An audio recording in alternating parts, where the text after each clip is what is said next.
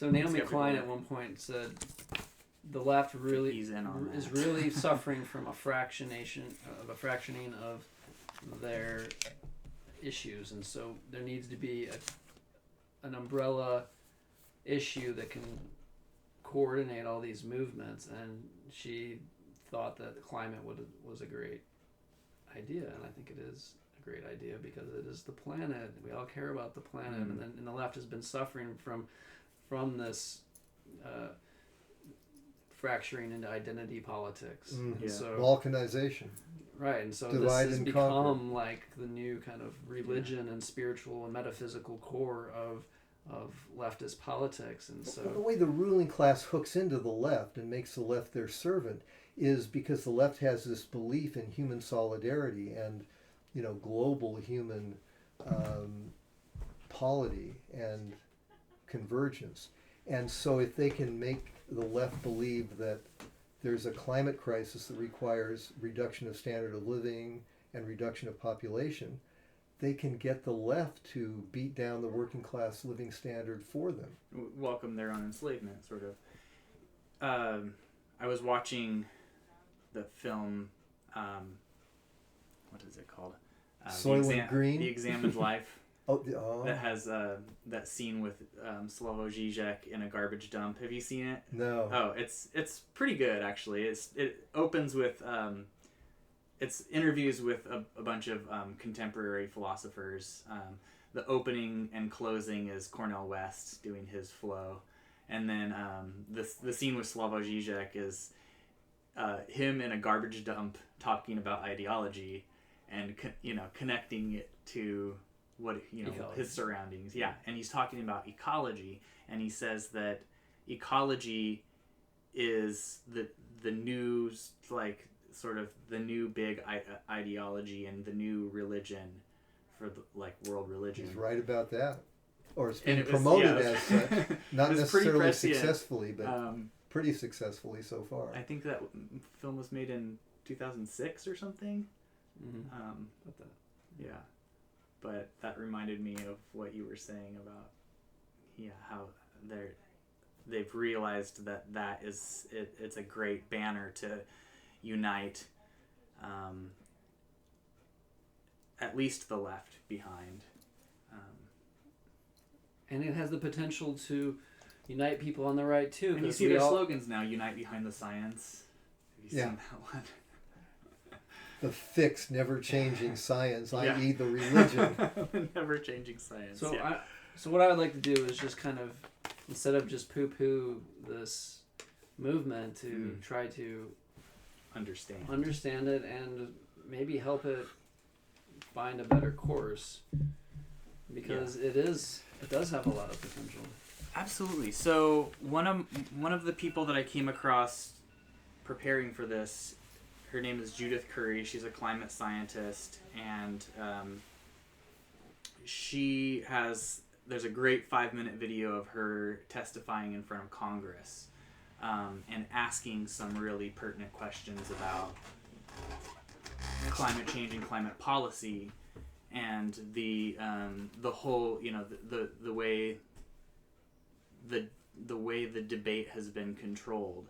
And she talks about, from a scientific standpoint, the mechanisms are well understood, but the magnitude is still highly uncertain. That's one thing that two of her main points there. And she says that what nobody contests, at least nobody in the scientific community contests, is that we've measured an increase in surface temperature since 1880. That humans add tons and tons of CO2 to the atmosphere. I think it's like hundreds of billions of tons a year of CO2 to the atmosphere. That CO2 and other greenhouse gases have a warming effect on the planet. But what she says is uncertain, and there's a lot of disagreement about, despite the image of consensus that the IPCC has built and that the media has reinforced over and over again, is that warming is dominated by human causes versus just a natural variability. Like, we don't really know to what degree is human cause and what degree is natural variability, because of the timescales we're looking at, and all of the proxies for temperature going back, or some of them are highly uncertain, like tree rings we know have been quite debunked as like a good solid proxy for temperature data going into the past. And then all of the research money has gone mainly into understanding human causes.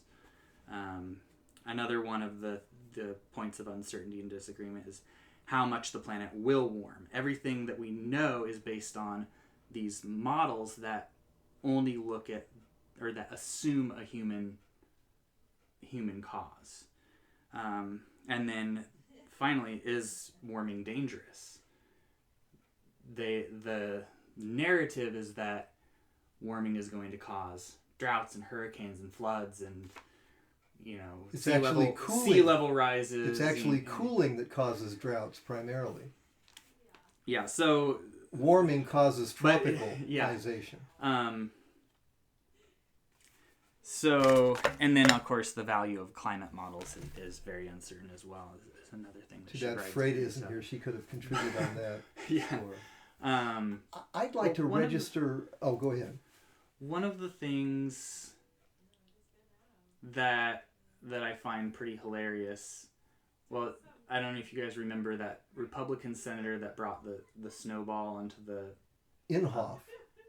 Onto the floor and said, "Look, it snowed, therefore global warming is bunk." And you know, it's a silly example. It makes no sense, and he's conflating weather and climate, which which the other side does too. That's what I'm about to bring up. Is like they slam him and ridicule him, and like, you know, pretty fairly. Like, that's a really stupid point to make. Bring a snowball in and say, you know, it's snowing, therefore it can't be warming. But they do the same thing every time there's a fire, every time there's a hurricane. The whole Amazon fire thing, they were conflating immediately with climate change. Whereas when you look into it, and there was even a really good New York Times article that showed all of the concentration of fires over the last 20 or so years, and this is not even close to the worst year, and the fires all take place in agricultural areas. Most of them are intentionally set. But that also feeds into the narrative well, because there's a right-wing guy in office, and that can be associated with Trump, and so it is this whole right-wing movement against the earth, and so it's the earth versus the right. Yeah, well, yeah, but it goes back to it's a land use debate. It's not a climate change, or it has nothing to do with climate.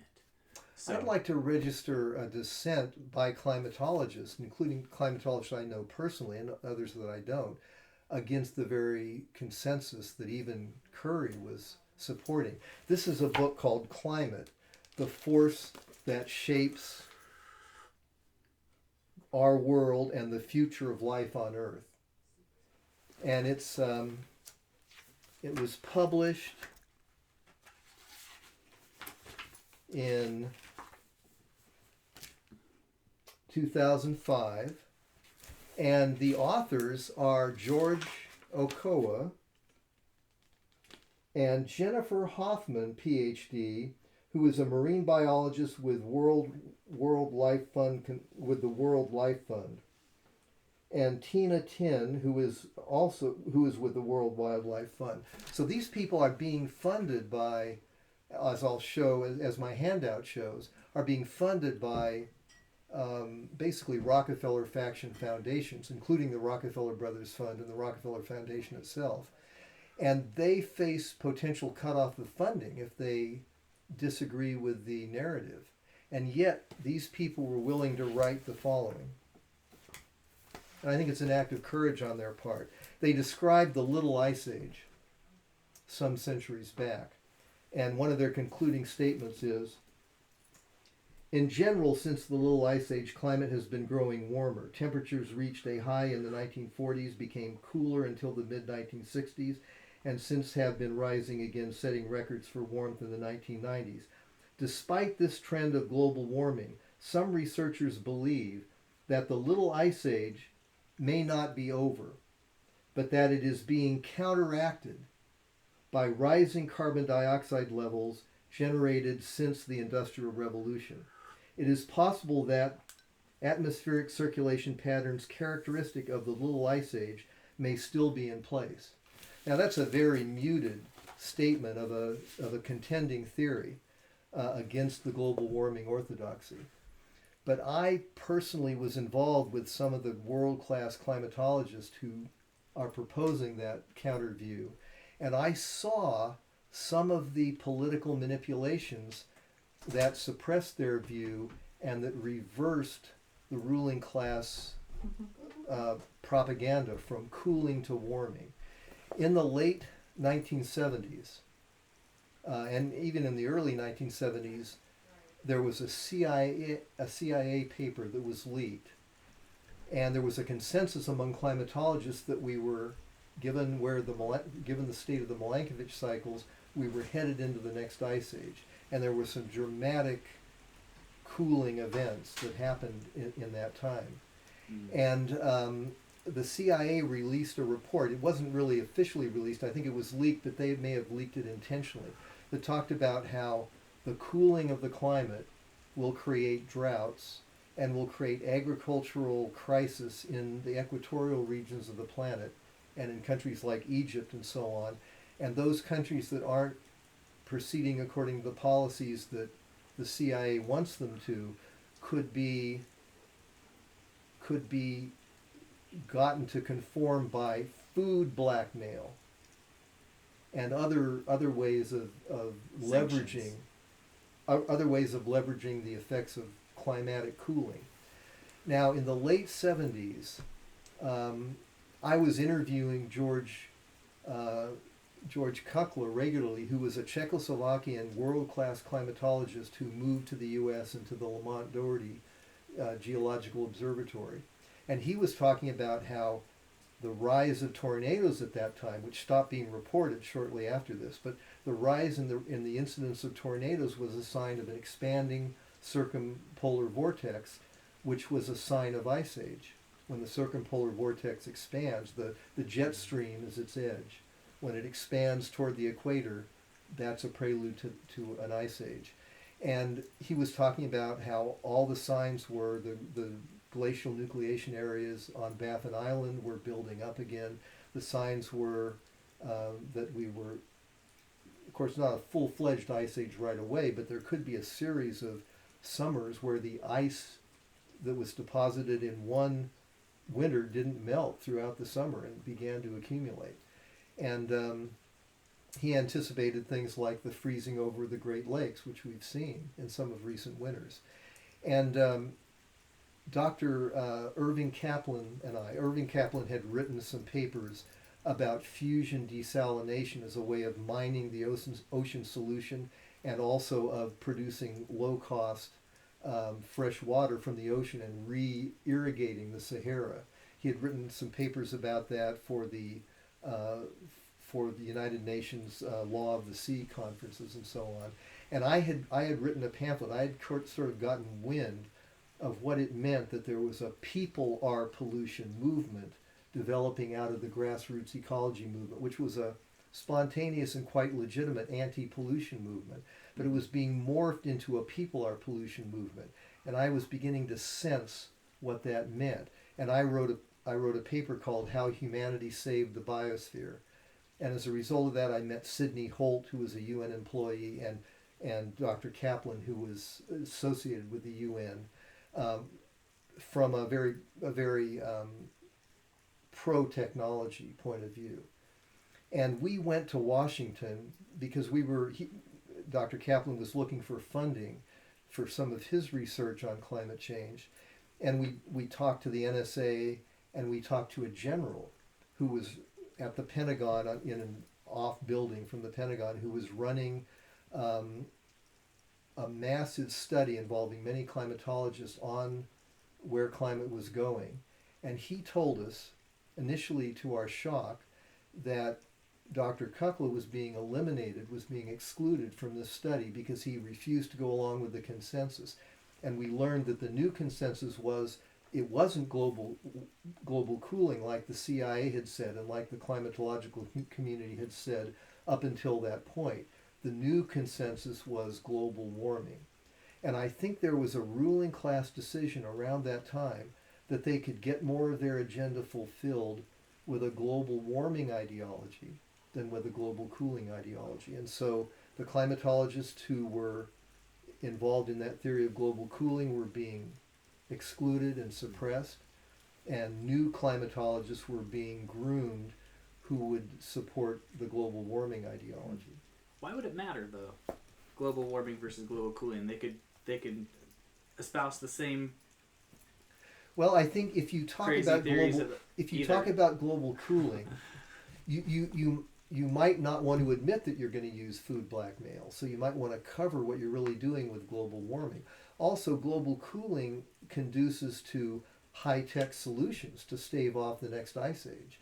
And it indicates that there's been a positive contribution of humanity to nature by our release of CO2, which has held off the little ice age from becoming the next big ice age. But we are and so the ruling class then wanted an anti-technology, anti-human ideology. We are seeing techno fixes being proposed. You are seeing now, oil company funded CO2 reclaiming farms where they have these massive fans that suck air in. But for a long time, there was a very anti-technology leaning to the ideology that was being pushed, and a very anti-human, leaning. Can we focus on what the policy debate, like the framing of the policy debate around global warming right now? Because I think that if you'll let me introduce one other piece of evidence. Michael Crichton. Well, I have him too, but what I wanted to mention next was a book by the founder of the Mars Society, Robert Zubrin. And this book is called Merchants of Despair. Is that still operating? I think so. Yeah. Okay. It's called Merchants of Despair, and the subtitle is Radical Environmentalists, Criminal Pseudoscientists, and the Fatal Cult of Anti-Humanism. And he describes in this book how after World War II, when the eugenics ideology, which the Rockefellers had promoted worldwide, especially in Germany and in the U.S., when the Nazi extermination camps, eugenics camps, were revealed to the world, the Rockefellers had to back off from eugenics. It became a filthy word. And he describes how their eugenics operation was converted to a people are pollution ecology facility. They shifted from promoting eugenics to promoting a people are pollution version of ecology, of environmentalism. Mm. And it's very well documented in this book, and I recommend that people take a look at this book.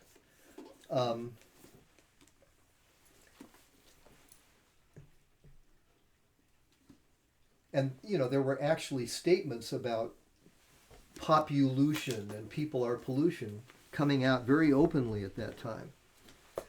There's a blog entry on the Capitalism's Fatal Flaw and the Way Forward blog. And that blog entry talks about, it's the top listed entry for that blog. And it talks about plutocracy publicly proclaims planned population plummeting. And it's a compendium of quotes over the last 10, 20 years or so by spokespeople who can be easily traced to the Rockefeller faction, who are talking about the need for a 95% extermination of the human race. One spokesperson after another stating the same thing. It's blood-curdling, and I think people should really read it, because I don't think people will understand the extent of our peril under global warming austerity until they read what these Rockefeller servants and But a lot of what they spokesservants are mean saying. is getting people to reproduce less. It's not like they want to murder everybody. That's not what these quotes say. One of the quotes is by Eric Pianka, who openly states that we need to create an aerosol vectored form of the Ebola virus because nothing else, not even AIDS, will kill people fast enough. So they're not saying what you're saying they're saying. Well, some of them are. He was very extreme. And with, And with also- Africa, they're like, oh, we can't stop them from reproducing, so we need this. Also, radical... Paul Ehrlich and Jacques Cousteau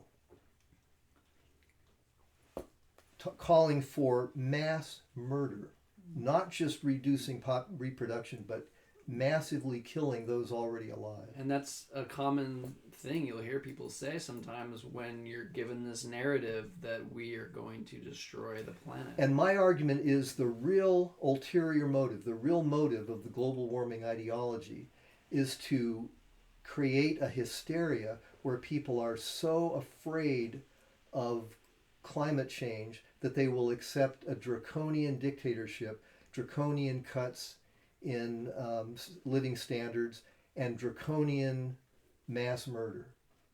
And that is the real purpose behind the global warming ideology. It's global warming is Rockefeller eugenics warmed over. Maybe mass murder, I don't know.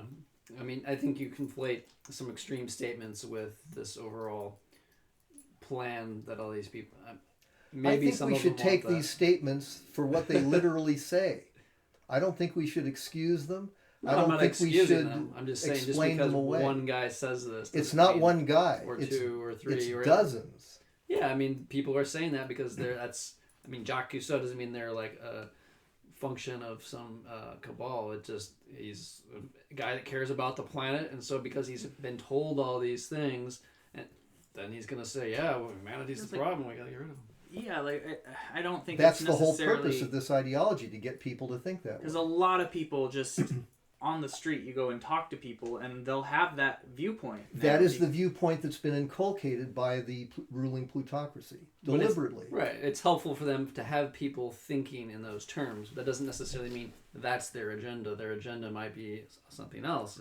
That might be one narrative, and I think it is, one narrative among many that are along the same lines that get people willing to do these things like hand over power to a concentrated structure that will take control of everything and save the planet for us. Get them really scared to... I've even heard people say, like, oh, well, I know cap and trade or carbon tax isn't a great solution, but at least it's something. We need to do something.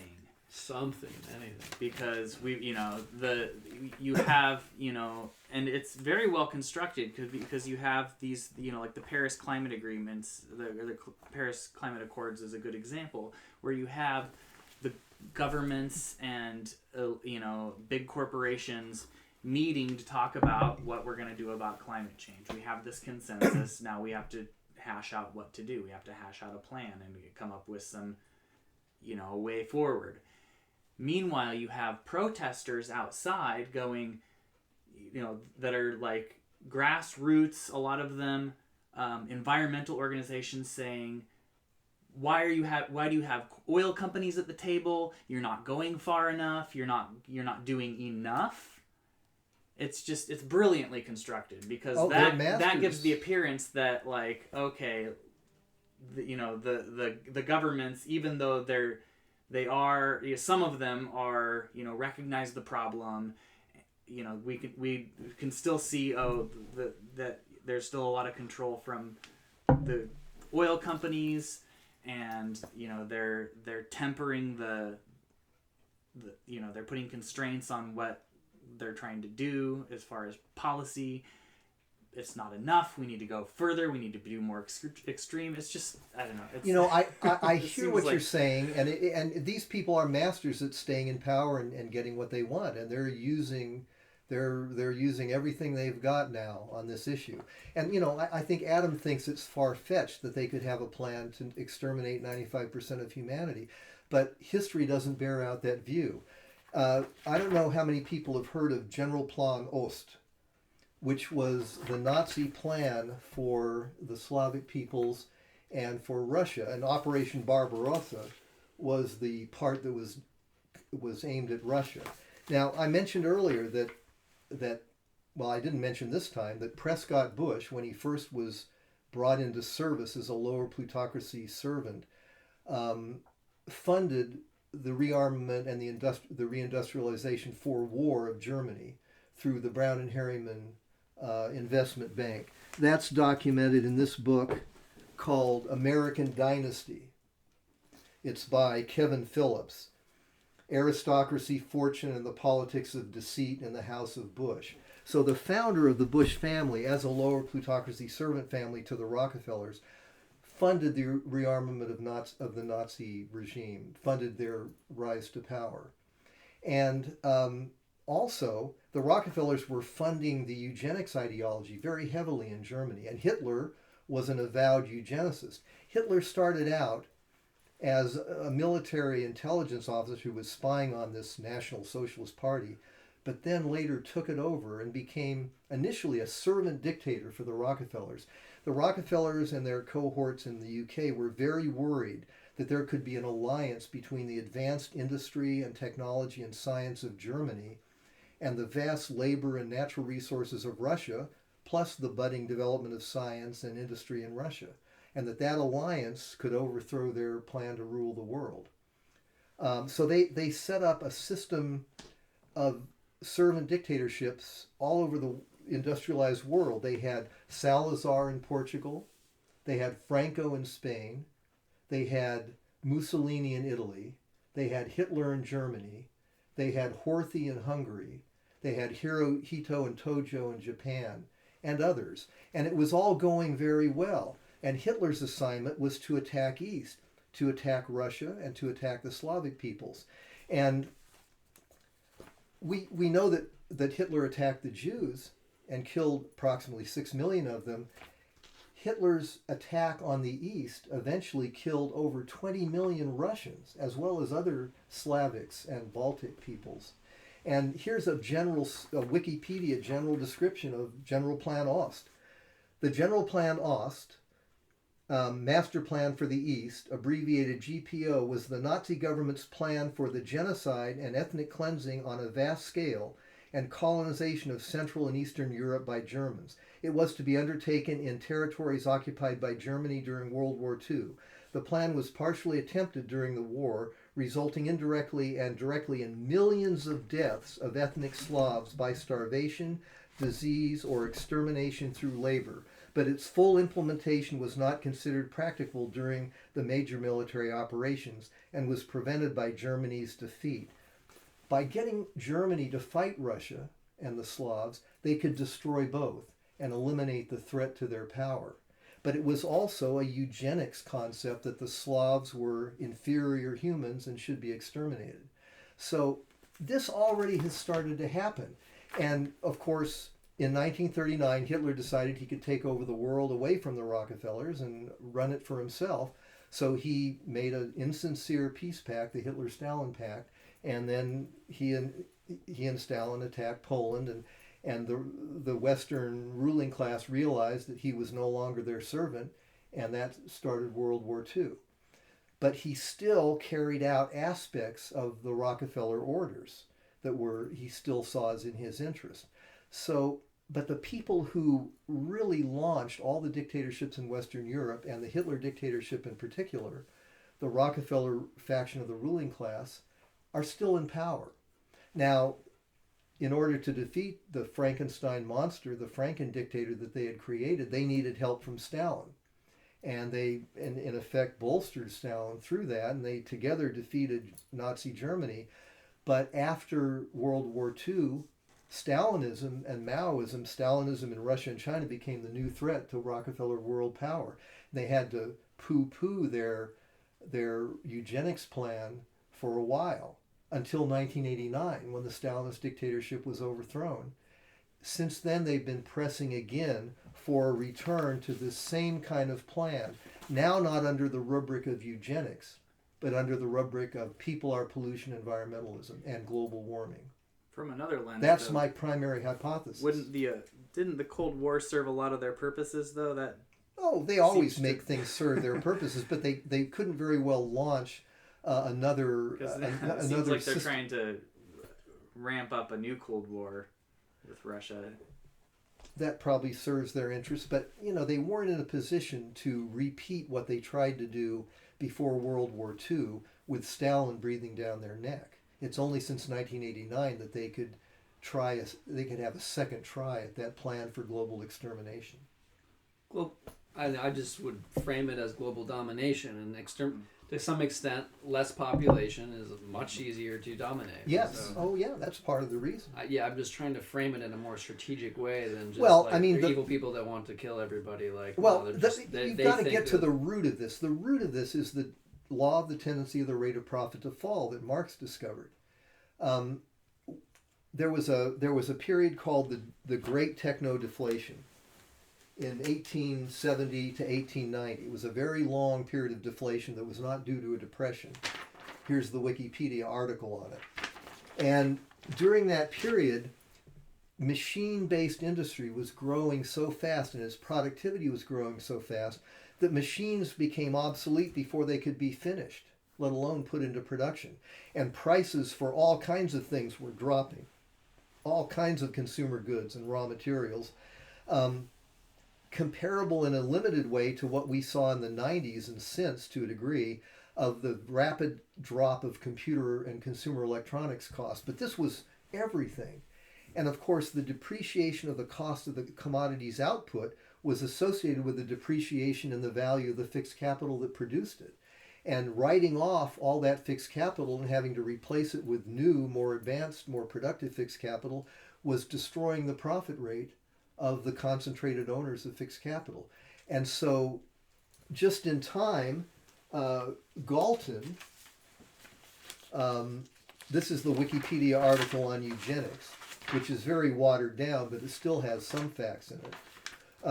Robert Galton, in 1883, coined the name eugenics for his plan to eliminate people with bad genes and so on.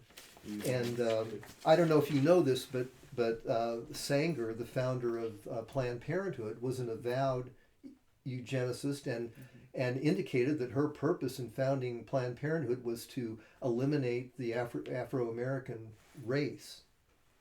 Mm-hmm. Yeah, that's one reason why there's a strained relationship with the African American community and Planned Parenthood to this day. There certainly should be.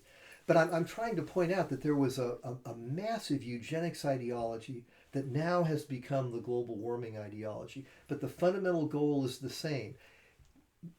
The concentrated owners of capital can't rule in a society where the semi-periphery of capitalism is not a suppressed third world, but is industrializing with low labor costs and the newest equipment and competing with the legacy equipment in the heartland, plus entrepreneurs within the United States and the UK developing advanced new technologies and depreciating the capital of the concentrated owners.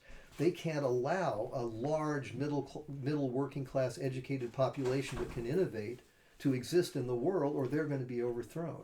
Their capital will be devalued, and the base of their power will be destroyed. So that's why eugenics was conceived. That's why in 1913, the Rockefellers, according to the original Zeitgeist movie, assassinated a senator and held the vote during Christmas when most senators were away to get the income tax voted in and to get the Federal Reserve voted in. The Federal Reserve to administer a controlled hyperinflation that masks techno-depreciation, and the income tax to get workers and smaller capitalists to pay for the setting up of military dictatorships all over what became then the Third World, which had been industrializing in India and Argentina and elsewhere, to suppress industrialization there and thus suppress techno-depreciation.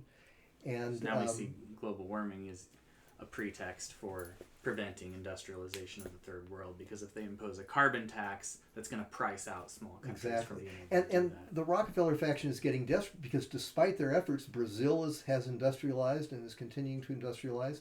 India has. They had to let China industrialize to corner Russia. And South, so the BRICS are all industrializing. A lot of the semi-periphery is. So do you think this swing to the right and this propping up of right-wing dictators and right-wing, like in Brazil, for instance, you have Bolsonaro. Do you think that is to bolster public support for austerity and to tamp down? I think that's they want a man who's under their thumb. I mean, they're meta-Nazis or meta-dictators. They don't like to openly rule, but they like to have a bunch of dictators in each nation state that are under their thumb. Let the dictators do the hard work of suppressing their people. He's like an old school Cold War fascist. Yeah. Well, whenever a populist movement develops, the Rockefellers like to call their movement the progressive movement, pro-abortion, really pro-humanicide. Ultimately, people are pollution ideologies. The left populist movement is what they most want to suppress. And whenever left populism rises because of the decline in standard of living that they're imposing, they try to ignite right populism and have that take over and turn that into a fascist dictatorship. Have you seen what's been going on down there? It's crazy. In Brazil? Yeah. Not entirely, no. I haven't looked closely. Well, the rise of Bolsonaro was just totally controlled. You had this phony investigation, corruption investigation into the left-wing populist candidate who had, he was the previous president who had raised the standard of living for Brazilians. And he was very popular as a result. He was more like a real... Yeah. They imprisoned him. He launched his... campaign from prison. From prison, yeah. After they impeached his protege. Yeah. What was her name? Dilma Rousseff. Yes. Yeah. They impeached her, and then they went after him. Yeah, they went after him because he was leading in all the polls by double digits. Bolsonaro was on the very fringes. He's been a nobody in Brazilian politics for, decades. And a little funding can change that. Yeah, but then they convicted him. But Glenn Greenwald, a journalist, just released all of these documents showing that the prosecutor, the judge, and prosecutors were in collusion to frame Lula and convict him and put him in prevent him basically from running. And then that led to the rise of Bolsonaro. The judge in that case got raised to this unprecedented level of power as like a little this new position recompense. Where he's in charge of the entire security state of and police apparatus of Brazil. It's it's pretty interesting what's going on down there. But I think our immediate danger here, I mean, if you can impose dictatorships in semi-peripheral countries, then it's much easier to get to humanicide. By the way, the term humanicide I'm using comes out of the Bosnian Civil War, which was a contrived civil war. And it was coined by a Muslim cleric who said that genocide was not a strong enough word for what was going on in Bosnia, because anybody who opposed the Serbs, even Serbians, were being exterminated and put in concentration camps. He said, I think the word we need is humanicide, the attempt to destroy most of human life, not just one ethnic group or another. So that's where that term humanicide comes from.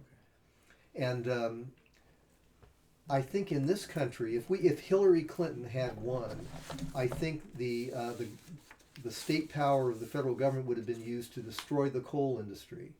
Carbon taxes would have been imposed, and the carbon taxes would have driven typical home energy utility bills up to $4,000 a month, or she's something in that vicinity. She wanted to increase fracking, and that increase would have caused massive homelessness and a massive homelessness crisis, because people wouldn't be able to stay in their homes because they couldn't pay their utility bills.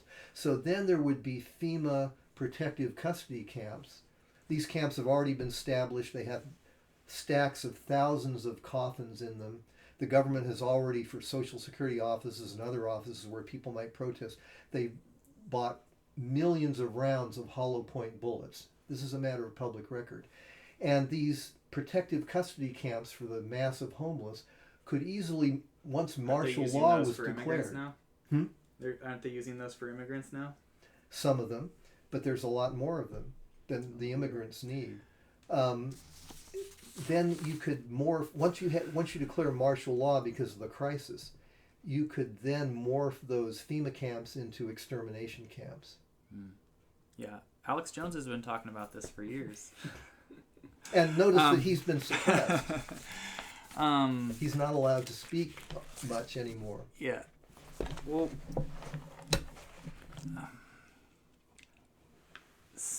one thing I wanted to point out is that another kind of brilliant thing about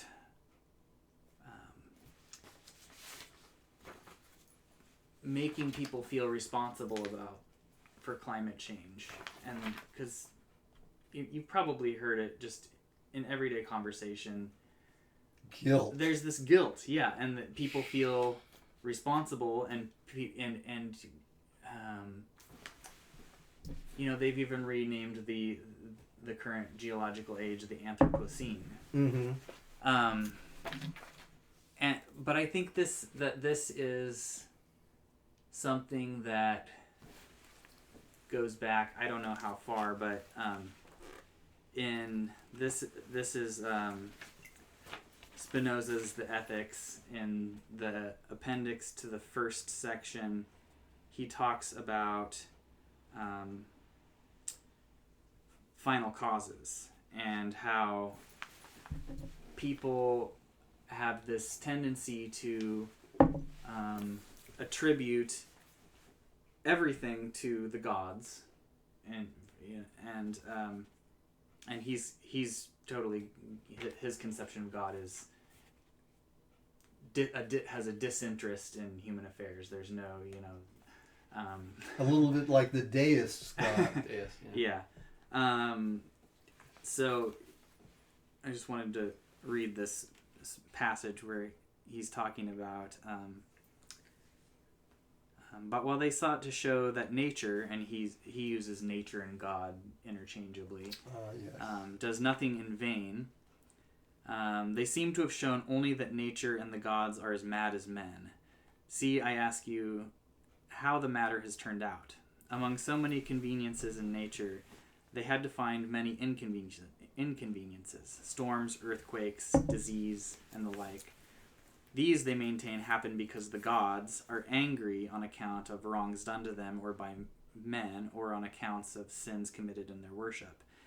And though their daily experience contradicted this, and though infinitely many examples showed that conveniences and inconveniences happen indiscriminately to the pious and the impious alike, they did not on that account give up their long-standing prejudice.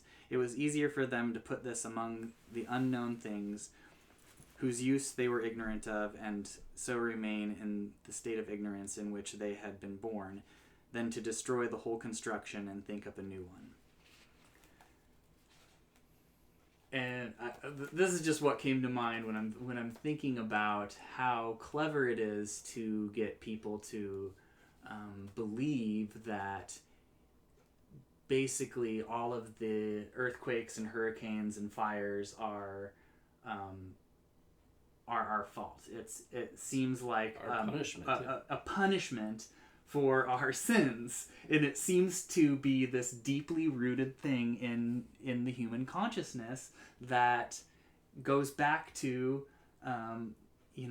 this kind of propitiation. Yeah, and this feeling that it's that bad things happen because we're bad. Because humans are bad, and because we have this kind of a guilt complex about just living. And then if you can just breathing out carbon dioxide pollution, and if they can then get you beyond guilt to despair because it's so overwhelming, there's nothing we can do in time, it's so urgent. We've got to do something then we'll tomorrow. accept We can't. whatever solution that they give to Then us. people whatever are ready austerity. for the man on the horse to save them. But that's backfiring. We see global warming austerity being rejected, like in France, and with the yellow riots. Yes. And which is a hopeful big sign. Movement. Yes, it is. And I think, as far as on the left, I am starting to see some reporting now on, or people trying to think through, like, how can we have a solution to climate change without austerity? I have seen that in some left commentaries. And with no substance, but just that pious wish. But if we can't convince people that, this is a humanicidal plot to kill everybody, to cull the population. Well, not everybody. Elitist plot. 95% is what they usually quote. At least, we can steer people away from welcoming austerity. Is my hope. Yeah, that would be an achievement. As I was doing reading on, and you go into the scientific literature and you find what Judith Curry is talking about, that there is a lot of uncertainty. In the real science, yes. In the real models, yes. Yeah, and even in plus science, even in science that's funded cycles. by, even the research dollars that are coming from the consensus forming foundations, there is still uncertainty about some of these things that she's talking about. Although that doesn't make it into the press. But they manipulate the data enough, and I've been in science education, and you guys have heard my rants about that. I don't know how coherently I come across, but one thing that they actually teach you is to manipulate data and make your story and make your case and make your funding. Yeah, if your p-value is not quite there, you could recrunch the numbers, and a little multicollinearity might help.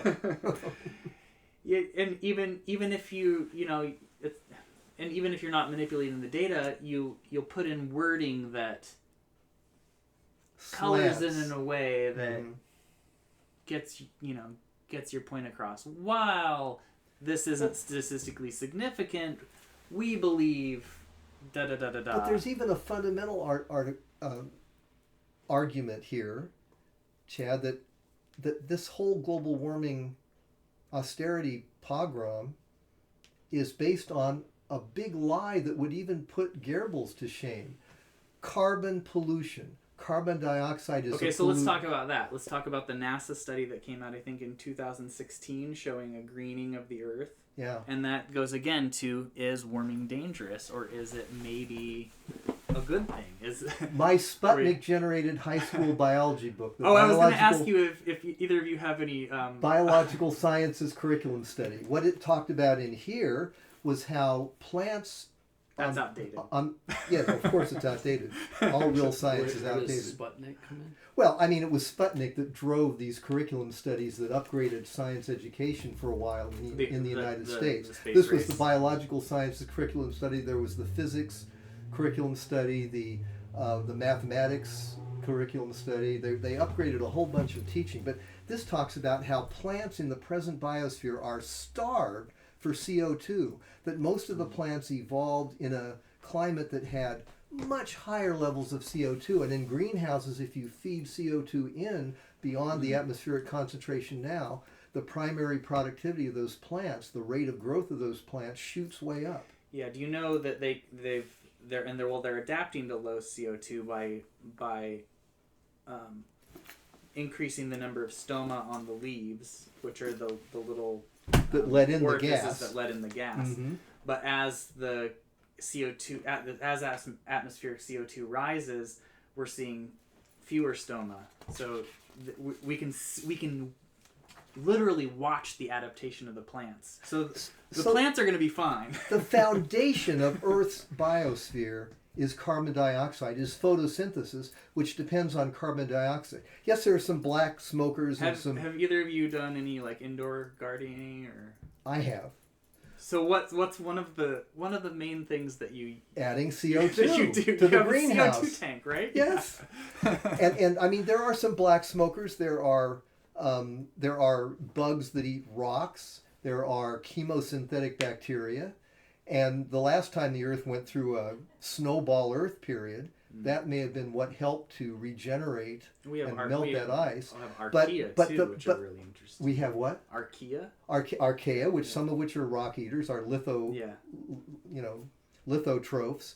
And but most of the biosphere depends on photosynthesis, which depends on CO2, and CO2 is at a natural, historically low level. I mean, that's why I want to call your attention to this handout. Can I just reference a George Carlin joke real quick? Sure. It was one, I can't remember which special it was, but he's talking about I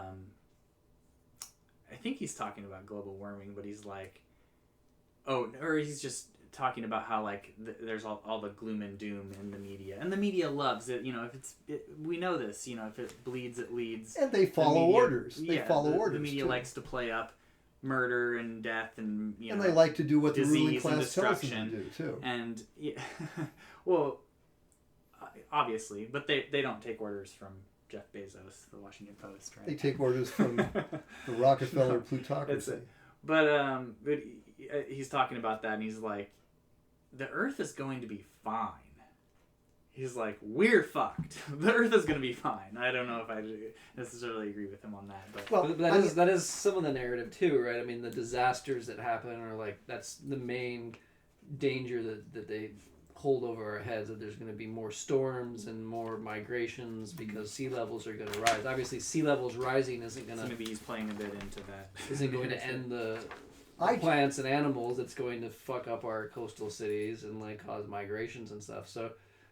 we're being punished for our sins, so it hits us, not the other parts of the biosphere. So what's the problem, really? I mean, that's If we're the ones getting punished. But I just want to point out the magnitude of the lie against science that calls carbon dioxide a pollutant when it's the very food that sustains the biosphere. All of it. I mean, all the predators depend on plants. And plants depend on CO2, and they're short of CO2. If you look at this, this is a graph of global temperature and atmospheric CO2 levels going back 600 million years. It's from www.geocraft.com. And it's based on, the temperatures is based after a paper by C.R.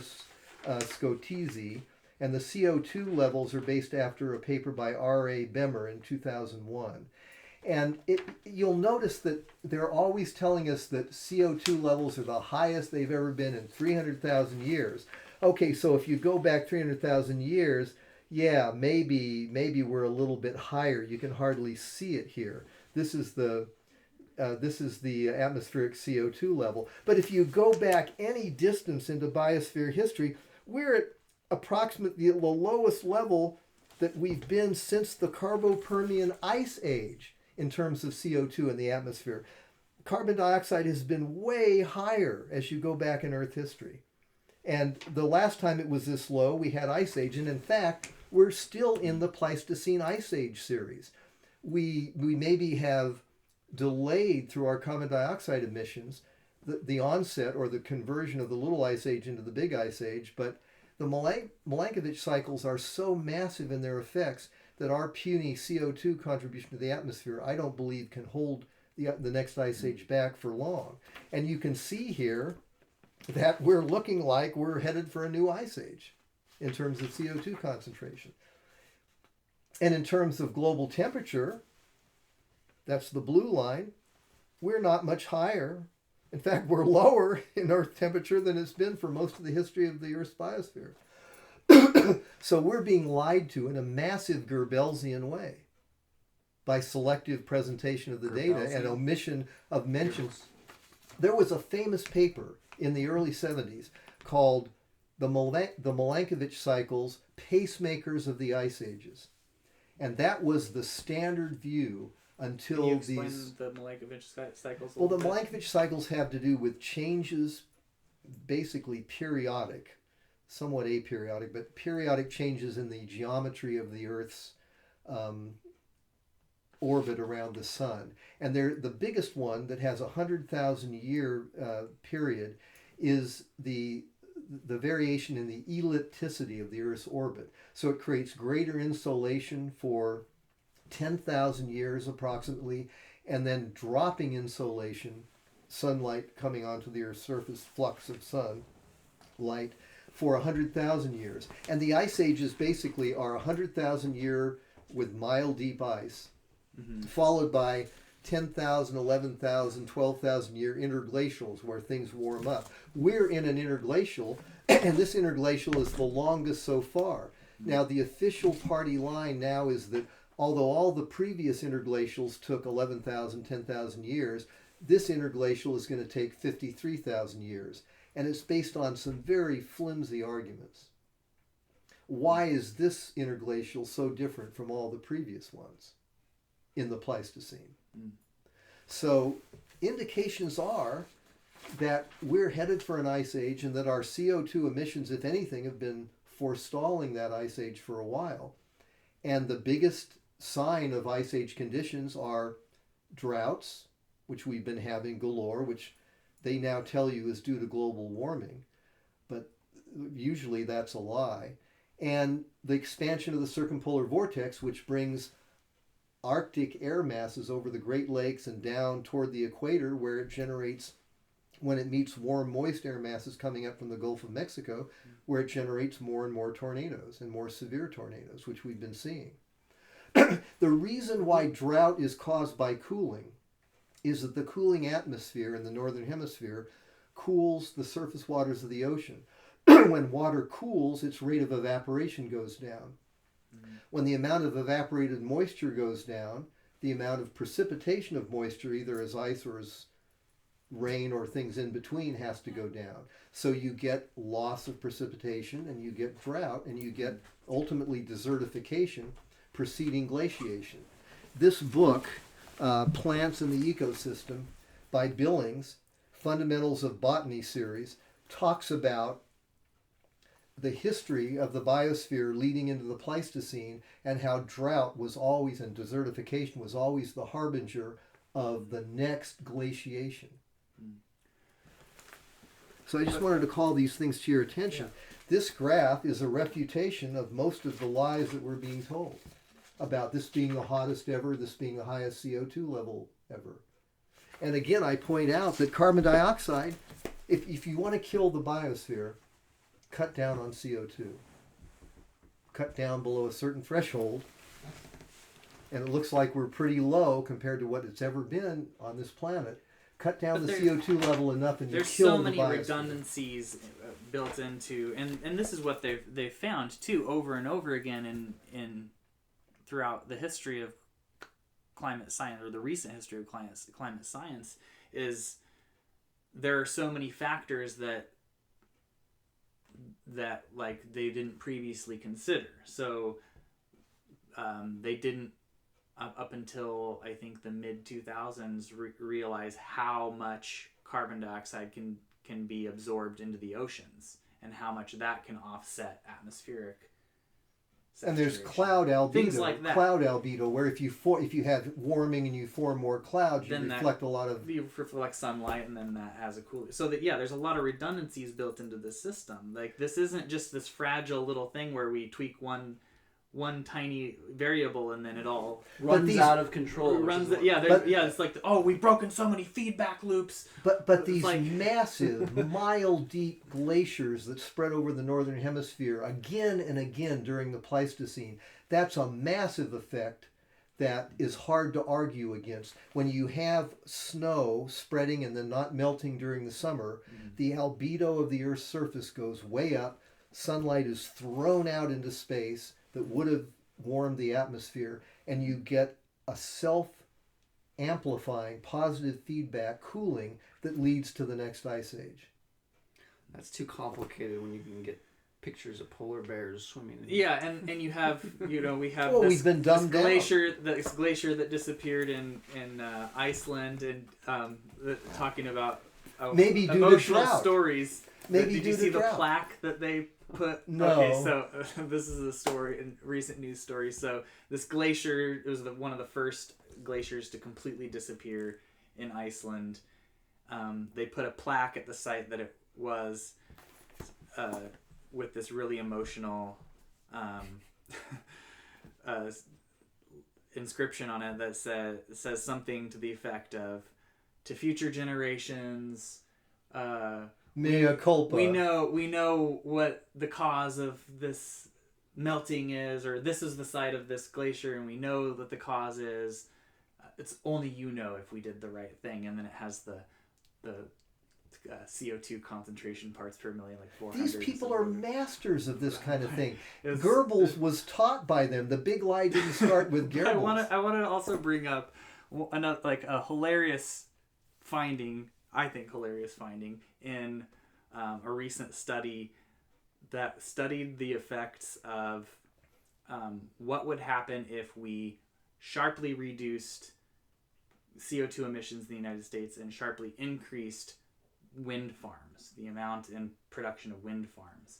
And what they found, hilariously, was that because of the atmospheric mixing of the wind turbines, it would actually increase warming to increase the amount of wind. And it was an unrealistic calculation too, but it was all based on measuring the a warming effect of, because it would spread CO2 more evenly, or just atmospheric mixing in general. They studied all these, input all this data from all these wind farms that they've taken measurements from, and then calculated what if we sharply decreased CO2, like an unrealistic, like just a what if scenario. Yeah. It's amazing. But it's just funny to me that, like, one of the main solutions that they're pushing actually causes more. Has it doesn't matter. They'll have warming their effect concentration camps. They don't care if the globe warms.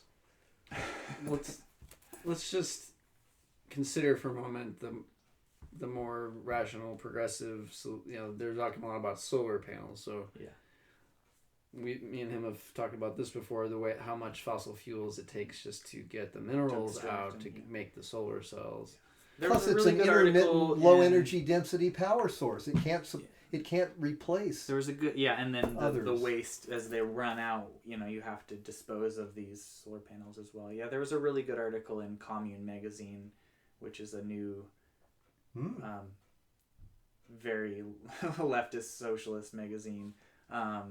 That was coming from the perspective of, if that global warming is happening, but the Green New Deal is not the solution, obviously, because it took into consideration the environmental costs and the human costs of all of this mining and all of the production that it takes to make the wind turbines and the solar panels. It has a higher human cost than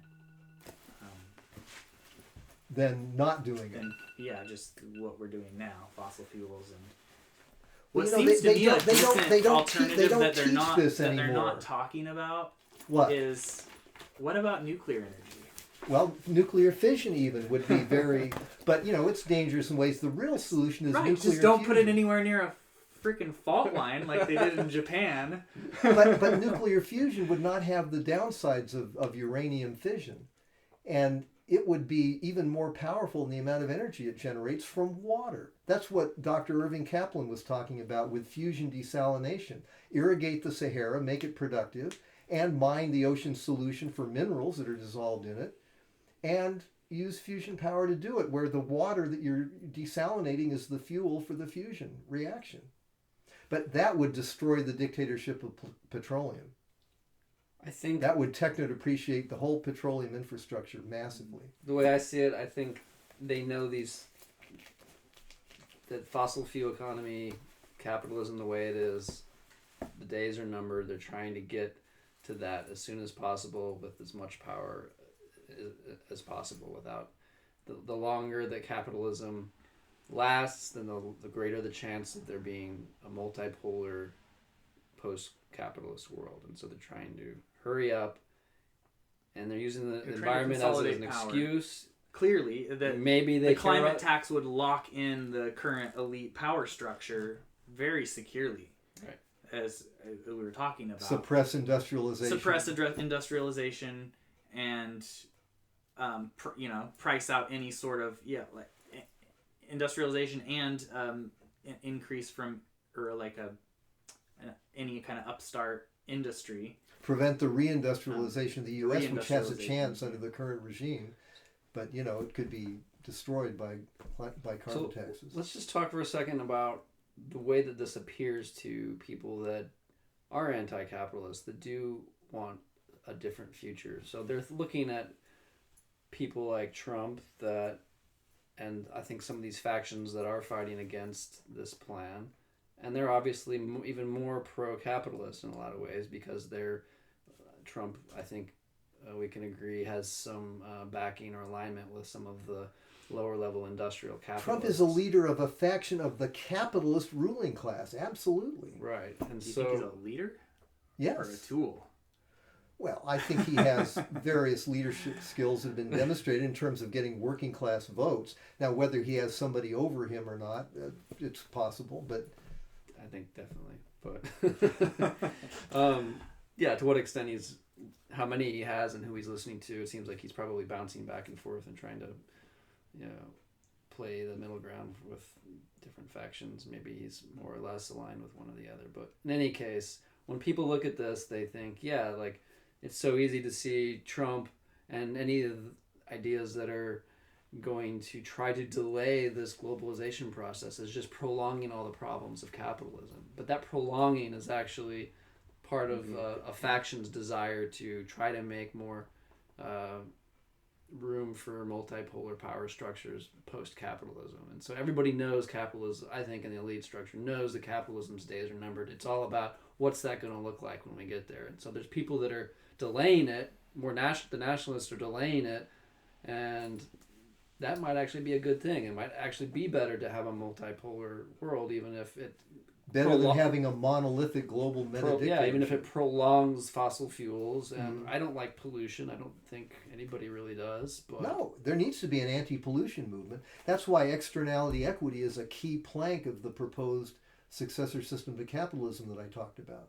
So it really demands that people look a little bit below the surface to what it appears, because it does appear that this liberal faction has the best interest of the world at heart, because they want to get beyond capitalism and get to but the right wing... And get to what? That's the open question that's not answered. Well, the debate you keep seeing between people, populists on the right and left, the reason we're not getting along and not having some kind of tinkering around the edges of what we have now is kind of what's being proposed by the right, I guess, or by both. By the left as well. This question of socialism has become huge, because when the right and the populist right hears socialism, they think exactly what you're saying: this monolithic state capitalist, or even a post-capitalist world that was monolithic and evolving out of state capitalism into something centralized, but post fossil fuel at least, and what that would actually look like, who knows. But then the left is saying, well, no, capitalism, there's all these bad things, we want something, we're fighting the right wing, who is destroying the commons, is destroying standard of living for so many people. And so I think each side sees the worst in the other side, and they don't see the kind of game that's going on these divide and conquer. And our political discourse has devolved into name calling, and it's gotten so character assassination, such a deadlock. Character assassination and name calling, and it's people of goodwill don't even want to be involved in politics, because there's so much mudslinging that slings mud on them, no matter who they are, what they.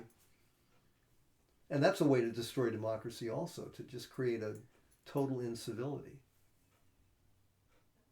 So how do we how do we catalyze debate without playing into that? Well, yeah, I think we have to re-inform people about the history of the late 1800s to today and the dynamics of the politics of the ruling class and how that relates to the dynamics, the lawful dynamics of the capitalist economy, and remind them of who the bad guys have been and what the motives driving them have been, and what's behind global warming, and why we need to find an alternative to that pogrom.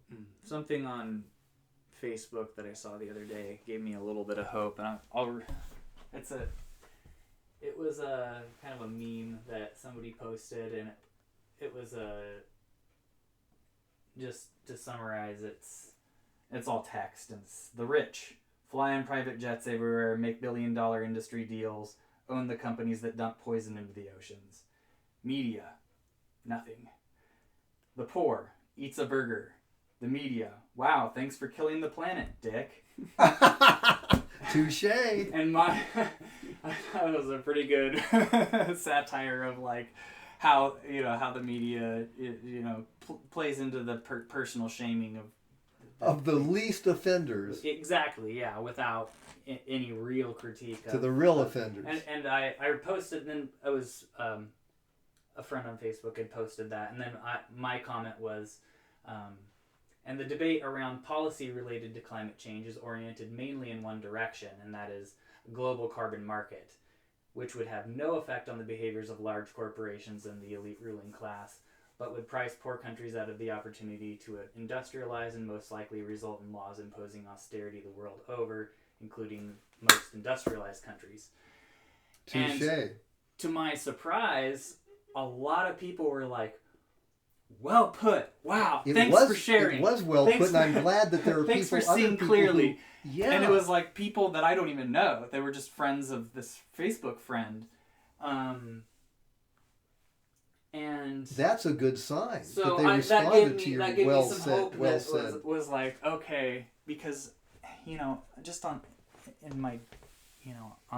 the day to day, I hear so many people sinking into this despair because you hear these projections, and we've been hearing them for years. Yeah. Like, there's in 10 years, it's always like a decade out.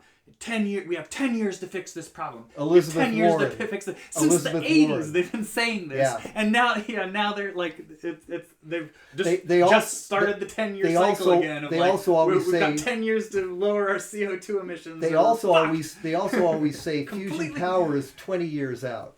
It's always 20 years out. Even though some of it has been invented, and of course the inventors died quickly. But yeah, I think there's a connection there. It's like those. Yeah, one can't happen without the other. They gotta use the fear tactics to get control, so then they can move out of fossil fuels. But I keep hearing this from friends and so forth, and like people, this is the people most that are like massive. putting off life plans are just like, This is the most whatever. massive. So we're all gonna be fucked in 5 years anyway. This so is whatever. this Like, is the most really? massive global big lie campaign in human history.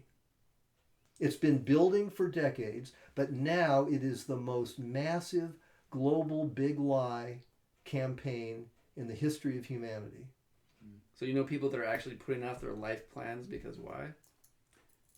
Because we've only got 5 to 10 good years left on this planet. It's all downhill from there. I thought isn't the narrative that it's what's going to happen? I thought that we had 10 years before it's too late, and then there's going to be a runaway like feedback effect that's going to. Yeah.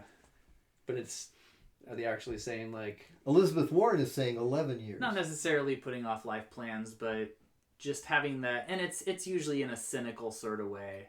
I think people are generally living their lives the way they would live them, but they're still colored by this. Right. I mean, why this get a job that's despair. going to actually like Right. improve the state of humanity? Yeah, if like it humanity's could be fucked affecting anyway. people's decisions. Yeah, exactly. It could be like really affecting the way people live their lives. Economic depression, psychological depression usually go together. Right now, the ruling faction has not been able to create a new recession or great recession so far, but they're working on a psyop to create a recession through sentiment. but they can create psychological individual depression through the global warming hype. And I think And we're they're seeing they're doing massive mental illness issues too. Yeah, this is Yeah, there's even on 4chan and internet culture, there's a whole like joke about the different types of cultural figures. Oh, I saw that video you posted. There's the boomer who's all optimistic, and then there's the doomer who's this, just the classic depressed, like, woke person that's, everything is hopeless. Global warming. Yeah, it's like, it's sinking into nihilism. Mm-hmm. I mean, actually CO2 increase in the atmosphere has many beneficial effects, like improving agricultural yields, which I think you alluded to. I mean, we have satellite imagery of... NASA even put out satellite imagery of that. Yeah. Right? So yeah, there's a video on this. So they're starting to admit that, but what they're not admitting is that the biosphere, the primary productivity of the biosphere is way down now, and the biosphere is balding into deserts, etc., because of lack of CO2. This is one of the lowest ebbs of CO2 in the history of this biosphere. And they, of course, don't admit that.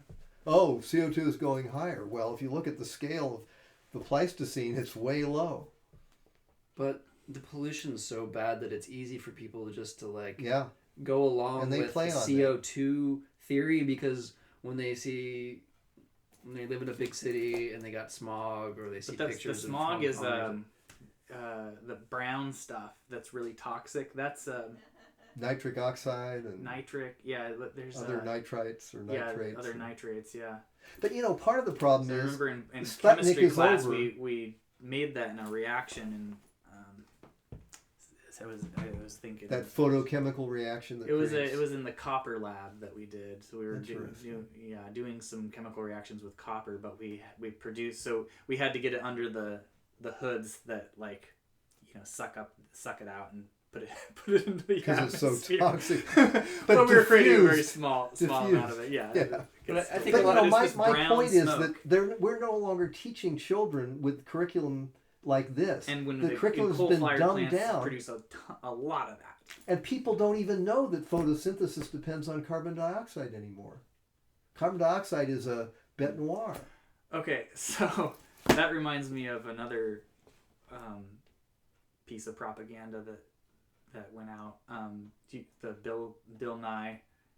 The science video. guy. Did you see that? No, I've heard of some of his work. It's so stupid. He did it on John Oliver.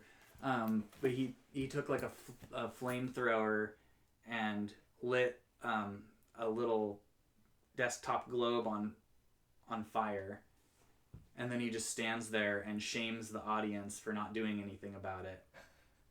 And he says he actually calls the audience you fucking idiots. He's like, do something about it, you fucking really idiots. Abusive. Yeah, really abusive. And he's like, that's part of the plan. He said something about I could tolerate your bullshit when I was teaching you about photosynthesis when you were kids, but now this is serious. The world's on fucking fire. But if the lesson about photosynthesis sunk in, then people would know that CO2 is a plant nutrient. Well, I think a lot of people, even if they recognize that maybe the science isn't... But Bill Nye was dead to me when he came out in support of GMOs. He's awful. But I think a lot of people, even if they think maybe the science isn't as clear, it doesn't hurt to just assume that it's clear, because pollution, because... Why not alternative energy?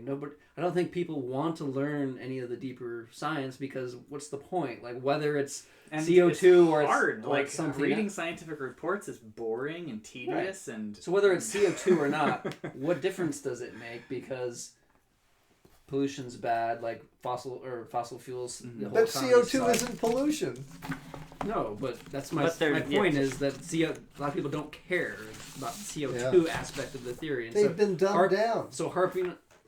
What do you mean? They've been dumbed down and propagandized by the media. I'm saying people don't even care about that. I mean, that's just okay, scientists are talking about CO2. But obviously the fossil fuel economy and pollution suck, so whatever the truth of the CO2 aspect of the theory, who cares? Let's get our way to a post-fossil fuel world. Like that's, I think, a lot of people's thinking. Yeah. And they don't care us talking about CO2. We need to talk to them about fusion power as that post-fossil fuel world. But there's a lot of backlash against not nuclear. Soylent Green. But you know, nuclear fission is not the same as nuclear fusion. But of course, that's been confounded by the media. And fusion's not going to be allowed or admitted until they've got enough control. Anyway, yeah, a lot of people look at that as a conspiracy theory or like a kind of pipe dream, is not proven. Yeah, that's what they've been told. So even though Buzzard, who's famous for the Buzzard collector on Star Trek, Buzzard developed a working fusion reactor. I think CO2 is just a way of them keeping the fossil fuel economy. Because if we just had an anti-fossil fuel movement, and then there would be much more aggressive push towards alternative energy sources. But CO2 as a scapegoat is easy because that translates just into carbon taxes, so we can keep the way things are, and not have to actually invest in alternative energy. And that's do a little bit of that, but also... And that is a critique that I hear a lot of the people that, the grassroots environmentalists that are outside protesting the Paris Climate Agreement, that's one of their critiques, is that this is just to preserve this fossil fuel economy, these climate taxes. It's not... Yeah. So... I wanted to point out in my other handout the massive funding that has gone into so-called environmental organizations by the Rockefeller Brothers Fund, the Rockefeller Foundation, etc., that funding alone could destroy a grassroots anti-pollution movement and turn it into a bunch of organizations which are promoting people are pollution, because you don't fund the people who aren't talking about people are pollution, and you do fund the people who are. I mean, if you look at this, I mean, to the Population Council, $3,650 million by the Rockefeller Brothers Fund, $3,015,000 to the Population Council from the Rockefeller Foundation. This was in 1979 to 81 when this whole consensus was forming. This is from a book called Population Matters by Julian Simon, who was a major critique of this whole anti-human ideology, and who died soon after he published this book. Aspen Institute, $313,000 from the Rockefeller Foundation. National Resources Defense Council, $210,000 from the Rockefeller Family Fund. Population Resource Center, $200,000 from the Rockefeller Foundation. I mean, it just goes on and on. This is 3 pages of Rockefeller and other plutocracy foundation funding of the so-called environmental movement. That has its effects. So, yeah, they don't give that kind of money for nothing. Grassroots energy is definitely a good way to, keep your plan in effect and control the opposition. The environmental movement is owned by these funders. Well, there's other people, like he said, that are critiquing that slant of the environmental movement. Good. But a lot of them still fundamentally believe that human-caused climate change is imminent problem. Yeah. It takes real critical thinkers to see through this massive propaganda. And I've gone back and forth myself. Like, you're subject to this too. Yeah, and I was talking to Kevin the other day, and he he experienced the same thing, and like a lot of things in my life, my thinking has been fairly dialectical, going from like one extreme to the other, and then hopefully to a synthesis of like somewhere, a place of knowledge or a place of understanding. This book, I mean, but this guy... I went from believing it to like believing, the I guess consensus or the mainstream story, to questioning it. And then when I was, when we were talking about doing this show, and I was the one who was like, we need to do this, I started to despair because I felt like it would be really hard to break through the attitudes of people. If you were in Nazi Germany in 1933, you would have But Kevin brought up, he's like, well, not long ago you had the same thing, but you questioned it, and I was like, okay, yeah, you're right.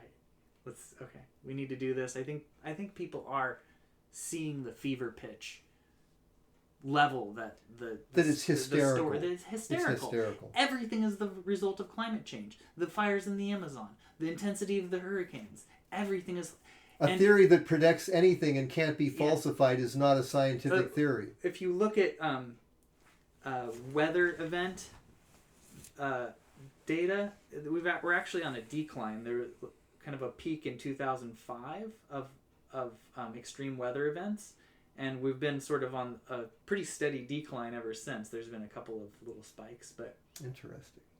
Worldwide, hurricanes, floods, droughts. But the media aren't going to report that. But what they will report, and what they conflate with intensity, what they conflate with occurrence, because now they report every single one, like they, and the speed of information is getting faster. But what they conflate is the value of damage that it causes, because we're building all this infrastructure, and then the hurricanes come through, and so the costs keep rising from all of these disasters. But that's a convenient way, like kind of bait and switch conflation with how bad things are. And then, of course, it gets over-reported whenever something happens, so then people get this feeling like it's happening more and more. But when you look at the data, 2018 was a pretty low year for all of that stuff. But back in the day, it was just destroying fishing villages. Now there's hotels that capitalism is... More exposure. Those are getting fucked. Oh, no. Yeah. This is an extraordinary novel that I think you'd be interested in. It's by Michael Crichton, famous for Jurassic Park and so on. It's called State of Fear. And at the end of this novel, he has an appendix, Why Politicized Science is Dangerous, where he talks about the eugenics movement and the falsification of science that's going on about global warming. And this state of fear describes how the ruling classes keep the population in a state of fear in order to get them to do what the ruling classes want them to do and accept what the ruling classes want them to accept. He goes into the techniques they use. And of course, he died of cancer shortly after publishing this book. But it's a real strong critique. And he has footnotes to scientific papers that refute global warming. Interesting. So you might enjoy it because he's... Can I borrow it? Sure. Thanks.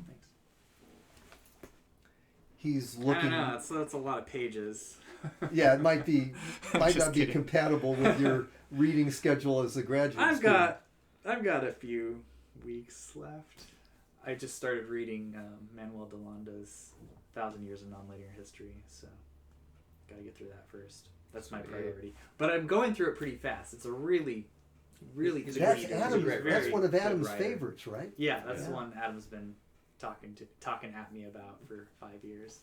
Figured I would give it a read. That and his Intensive Science and Virtual Philosophy. I have that one on PDF as well. They're both. He's a really clear writer, and he's that's good. Excellent. Yeah, I think I'm gonna just buy the paper copy because I'll want it. I'll go back. I think something we're not factoring into our discussion so far is the effect of unchecked power on human beings. Typically, I mean, Washington was an exception, and there have been other exceptions, but not an entire exception. But he didn't allow his troops to make him emperor or king of the United States. But if you look at the ancient world, if you look at figures like Caligula and like Nero and like the Ptolemies who ruled Hellenistic Egypt and so on, you'll find these massive psychopathic phenomena that develop in these rulers. And I think we have to realize that that the Rockefeller faction, the Morgans, the DuPonts and so on, the people in that faction, many of them are Dr. Strangeloves. They're demented, they're mad, they're crazy. And so their plans for the postmodernist world are likely to cause the extinction of humanity rather than the perpetuation of their family's rule. And they aren't rational enough to be able to see that. Well, there's a lot of speculation there, and yeah, I was going to say conspiracy theory, but yeah. Well, I'm just arguing that based on what we've seen with unchecked power in the past, we have to expect that these people with so much unchecked power. But it's never unchecked. There's always a lot of. Well, Trump is an example of a check. But so I'm saying there's always a lot of factions, and yeah. Well, it didn't stop them from promoting Hitler and killing millions, tens of millions of human beings in World War II. Yeah. That's a good point. So I'm not saying bad things don't happen. I'm just saying, nobody has complete control ever. No, I'm not suggesting that. But enough of a diminution of checks can lead to these aberrant personality developments, these Dr. Strangelove tendencies. Yeah, I mean, I think it's historically demonstrable. That people in positions of power are often become deranged. But they're also human. And I think dehumanizing them... I'm not dehumanizing them. I'm suggesting that they have dehumanized themselves. But assuming that they're crazy and homicidal... Humanicidal. Might be a... mistake. And it's not an assumption based on speculation. I'm taking the words that they have said.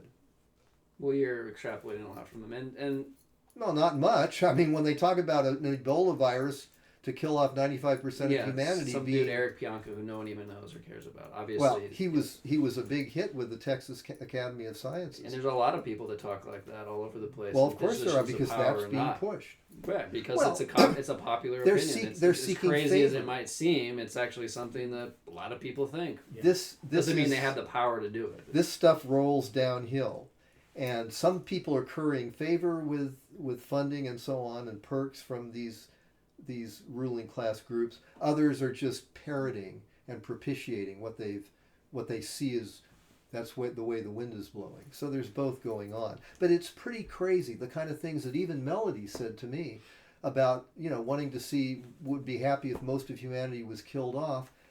Those are Nazi ideas that are being repeated by ordinary Americans now. I think that it's a common reaction that a lot of people have to the overall state, not just because of brainwashing, but because of the overall state of humanity. People look around and they think, man, this shit sucks. Everything's fucked up. And so they don't care so much whether it's CO2 or this or that. It's like... And it's easy to get into that mindset too, especially when you go to, when you see people acting in really horrible and stupid ways too. And, you see... But, really grotesque examples of what poverty has done to people. You're getting the news, the media view of the world. Look, there are millions of people in China who've lifted themselves up into a middle class life. But I'm trying to explain why people get into this mindset. But that's because they never hear about... love the movie Idiocracy. When I mention to them that it's a commercial for eugenics and there's some Nazi shit in there, then they're like, oh. It's because the media Idiocracy? hardly ever portrays the great good stories about human progress that are going on. Have you seen that film though? No, I haven't seen that by one. Mike Judge, it's a funny movie. Well, sure, they're gonna make it appeal to people. But the premise of the movie is that intelligent people stop reproducing or slow down their reproduction, and stupid people increase their reproduction. That's eugenics. And this guy gets frozen and wakes up 1,000 years in the future, and humanity has devolved into this that is just Nazi. Totally stupid state where everybody's just idiotic. That They're is spraying Nazi. Gatorade on the crops because of this corporate slogan that says that plants love salt. My God, that is pure Nazi eugenics ideology. Yeah, and just everyone is extremely stupid, and everything's like push button, and there's all this conglomeration of corporations, and it's like everything's it's like Taco Bell. And so when Trump got elected, everyone's like, here's the idiocracy. Yeah, here comes idiocracy. Yeah. But whenever I hear liberals laughing and giggling about that movie, then I like to throw that out like, that's some Nazi shit. A Nazi ideology is being deliberately inculcated. I try to do it in a not population. condescending way, because a lot of people don't know or don't realize, because it is a really funny movie, and there are some other things. It's palatable. Mike it's Judge's appealing. work that I like, but it's kind of appalling to see that come out of. There's a global propaganda to induce Nazi-like ideologies I don't in the think world Mike population. Judge is a Rockefeller. The Well, point he may not that be, I'm but trying to maybe make it's along funded. with Adam is that Maybe he got the script funded because it had the right themes. maybe Where does the funding come but from? like it's the mindset that people get into, and I think it goes back way further than Rockefellers. I think it goes to there are other roots to it, but it's recently kind of being inherent so roots. promoted.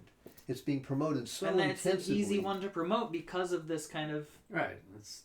That was one of Marx's ingrained points, right? Is that reasons. Religion is an easy way to control the masses, and so whatever the religion may be, whether you play even pray if on it's a that secular guilt, religion. even And if it's secular Even religion. if it's Stalinism. It's the secular religion of ecology now. Or Earthism. This Which new is pseudo-religion also of Earthism. it's frustrating because I love nature, and I love getting out in nature. I love Nothing wrong with that. Nothing wrong with it. I think that there's But anybody there's that beautiful has- coherence within nature. And Sure there is. And And if anyone that has that love is going to be susceptible it's to going to be this susceptible to this narrative. Yes, and I was for a long time. You don't have to be forced or funded. It's just people just end up doing it because it makes sense. We're within up that. against the most powerful, most skilled ruling class in the history of humanity. And they'll be the ruling class, if they win, that brings humanity to fail the meta-Darwinian planetary selection test. They will create a phenome that, combined with our genome, will lead to human extinction unless we can overcome them. It's a tall order. Extinction or stagnation through merging with technology. If you kill off 95% of humanity, given the natural disasters that are not human caused that are going to beset the biosphere, exoliths bombarding from space, new ice ages, and so on, if you kill off 95% of humanity, the human race is probably not going to make it. Trust me, that's not their plan. Well, I don't trust you about that. I I'm have just too saying much, if you I go- have too much evidence that you're wrong. No, you have a very, very small sliver of evidence. I have You- lots of evidence. You've got a one small slice of the conspiracy community, and you've latched onto that. There's so much other evidence. I've got evidence out of the mouths of the offenders. So I'm it not looks like we have depending a lot on of the material for conspiracy future community. podcasts. Thanks Yeah. for watching.